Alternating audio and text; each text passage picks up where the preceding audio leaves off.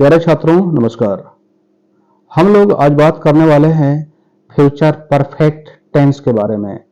हम लोग टेंस को समाप्त करने के अंतिम चरण में आ चुके हैं और जल्द ही एक दो दिनों में पूरी की पूरी तरीके से टेंस समाप्त हो जाएगा।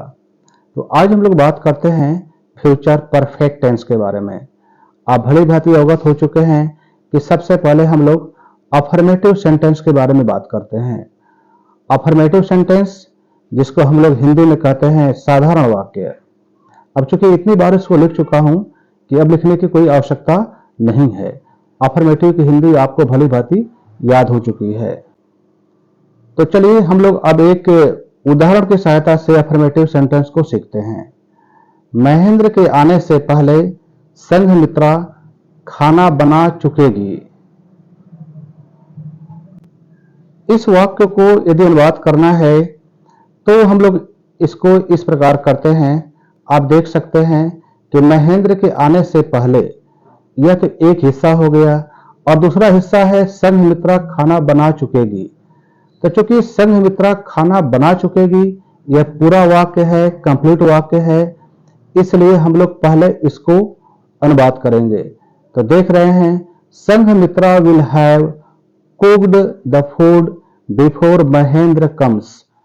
तो आप यहां पर अब नियम से जरा अवगत हो जाएं कि संघमित्रा यह करता है और इसके बाद हम लोग विल हैव या शैल हैव लगाते हैं। आई और वी है तो शैल हैव और अन्य करता है तो विल हैव लगाते हैं। तो संघमित्रा विल हैव अर्थात विल हैव तो रहेगा ही रहेगा। कुक्ड यह है क्रिया का तीसरा रूप। तो Sanghamitra will have cooked the food, यह कर्म हो गया। अब उसके बाद हम लोग लगाते हैं बिफोर। बिफोर का अर्थ होता है पहले, पहले। अब उसके बाद महेंद्र के आने से पहले, तो महेंद्र कम्स। अब यहां पर महेंद्र कम्स लिखा हुआ है, आप देख रहे हैं कि यह प्रेजेंट इंडेफिनिट टेंस है। तो इसका नियम यही है कि बिफोर के बाद हम लोग प्रेजेंट इंडेफिनिट का नियम लगाते हैं और यहां पर प्रेजेंट इंडेफिनिट का नियम बदलाने की आवश्यकता नहीं है क्योंकि आप भली भांति पढ़ चुके हैं। यदि भूल गया है तो आप उसको एक बार और दोहरा लेवें। तो हम लोगों ने सीखा कि Sanghamitra will have cooked the food before Mahendra comes. एक उदाहरण हम लोग और देख लेते हैं। मैं यह काम सुबह से पहले कर लूंगा। बहुत ही साधारण सा वाक्य है, आसान सा वाक्य है। मैं यह काम सुबह से पहले कर लूंगा। अब देखिए यहां पर मैं अर्थात करता है तो आई हो गया और जैसा मैंने बतलाया कि विल हैव या शैल हैव लगाना है तो शैल हैव लग गया क्योंकि आई कर्ता के रूप में है। डन यह क्रिया का तीसरा रूप है तो I shall have done this work, यह कर्म हो गया। बिफोर मॉर्निंग, क्योंकि यहां पर कोई वाक्य नहीं है इसलिए सुबह से पहले बस इसका हो जाएगा बिफोर मॉर्निंग। यह वाक्य आपका पूरा हुआ। तो यह रहा केवल अफर्मेटिव सेंटेंस के बारे में जानकारी। और दो वाक्यों को आप यदि एक दो तीन बार सुन लेते हैं, लिख लेते हैं, तो आपको नियम अपने आप याद हो जाएगा। नियम याद कर करके आप अनुवाद करेंगे तो यह बहुत ही कठिन काम है और आप हमेशा भूलते रहेंगे। लेकिन वाक्य को समझ लेते हैं, एक बार दो बार तीन बार पढ़ लेते हैं, आपके लिए हमेशा के लिए आसान हो जाएगा। फिर भी आपकी सुविधा के लिए मैंने यहाँ पर नियम लिख दिया है। नियम देख सकते हैं, करता है, उसके बाद प्लस करके है विल हैव या शैल हैव, आवश्यकता अनुसार आई वी के साथ शैल और अन्य के साथ विल। फिर क्या है वी थ्री, क्रिया का तीसरा रूप, धन कर्म और प्लस प्रेजेंट इंडेफिनिट टेंस। आपसे मेरा यही सुझाव है कि आप प्रेजेंट इंडेफिनिट टेंस को एक बार अवश्य देख लें, उसके बाद इस वीडियो को आप पूरा देखें ताकि अनुवाद करने में आपको सहूलियत होगी। तो यह हो गया अफर्मेटिव सेंटेंस का। अफर्मेटिव सेंटेंस के बारे में पूरी की पूरी जानकारी। अब बात करते हम लोग हैं नेगेटिव सेंटेंस। नेगेटिव सेंटेंस जिसका अर्थ आप जानते हैं, मतलब होता है नकारात्मक वाक्य। अब इसको भी हम लोग उदाहरण की सहायता से समझेंगे। मेरे पहुंचने से पहले सुकी अपना पाठ याद नहीं कर चुकी होगी। अब चूंकि आप जानते हैं कि नकारात्मक वाक्य में नहीं शब्द का होना जरूरी है। तो सुकी, अब इसका देखिए अनुवाद क्या बनाया गया है, सुकी will not have learned her lesson before I reach. अब सुकी विल नॉट, अब देखिए बिल्कुल अफर्मेटिव की तरह नियम है, बस विल हैव या शैल हैव के बीच में नॉट लगा देना है और उसके बाद बिल्कुल हुबहू वैसे ही आपको लिख लेना है। तो सुकी will not have learned her lesson before I reach, यह हो गया आपका नेगेटिव सेंटेंस का उदाहरण। और बिल्कुल ऐसा ही नियम, बिल्कुल अफर्मेटिव जैसा है कि नॉट शब्द लगा लेना है।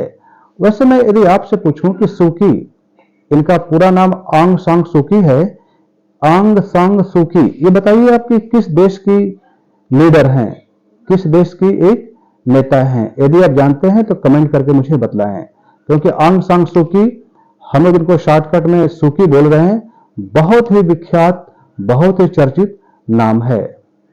अब देखिए इसका नियम भी हमने लिख दिया है यहां पर, कर्ता प्लस विल शैल आवश्यकता अनुसार, प्लस नॉट प्लस है प्लस V3 प्लस कर्म और प्लस प्रेजेंट टेंस। यहां पर प्रेजेंट टेंस लिखा गया है लेकिन होना चाहिए प्रेजेंट इंडेफिनिट टेंस।